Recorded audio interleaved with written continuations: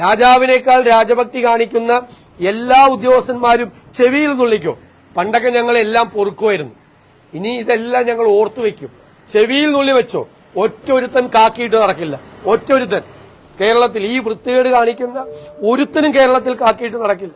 അത്രമാത്രം തോന്നിയാസവും അസംബന്ധവുമാണ് ഇവർ കാണിക്കുന്നത്. വിദ്യാർത്ഥി നേതാക്കന്മാരെ തലയിൽ തുണിയിട്ട് തീവ്രവാദികളെ പോലെ പോലീസ് സ്റ്റേഷനിൽ കൊണ്ടുവരുന്ന കാടത്തം എവിടെയാണുള്ളത്? എവിടെ മുഖ്യമന്ത്രി?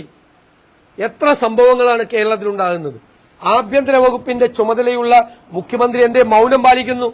ഇയാൾ ഒട്ടക പക്ഷിയെ പോലെ മണ്ണിൽ തലപൂഴ്ത്തിയിരിക്കുകയാണ്. ഒരു ഭരണാധികാരിക്ക് ചേർന്നതല്ല നിങ്ങളുടെ ഈ മൗനം.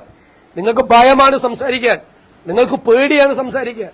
നിങ്ങൾക്ക് ധൈര്യമുണ്ടെങ്കിൽ നിങ്ങൾ വന്ന് ഈ സംഭവങ്ങൾ ഉണ്ടായത് നിങ്ങളുടെ വകുപ്പിലാണ് ഈ വൃത്തികേടുകൾ നടന്നിരിക്കുന്നത്. നിങ്ങളുടെ വകുപ്പിലാണ് മുഖ്യമന്ത്രി ഈ തോന്നിയാസം മുഴുവൻ നടക്കുന്നത്. കേട്ടുകേൾവിയില്ലാത്ത വൃത്തികേടുകൾ കേരളത്തിൽ പോലീസിന്റെ പേരിൽ അരാജകത്വവും അതിക്രമവും നടക്കുന്നത്. കേരളത്തിലെ പോലീസ് എന്ന് പറയുന്നത് ഒരു തീവ്രവാദികളെ പോലെയാക്കി നിങ്ങൾ മാറ്റി. നിങ്ങളുടെ ഇച്ഛാനുസരണം അവരെ പ്രവർത്തിക്കാൻ വേണ്ടി, നിങ്ങളുടെ പാർട്ടിക്കാരുടെ തോന്നിയാസത്തിന് കൂട്ടുനിൽക്കാൻ വേണ്ടിയിട്ട് നിങ്ങൾ ഈ കേരള പോലീസിനെ നിങ്ങളെ തകർത്ത് തരിപ്പണമാക്കി. ഇതിന് നിങ്ങളെ കൊണ്ട് ഞങ്ങൾ ഉത്തരം പറയിക്കുക തന്നെ ചെയ്യും.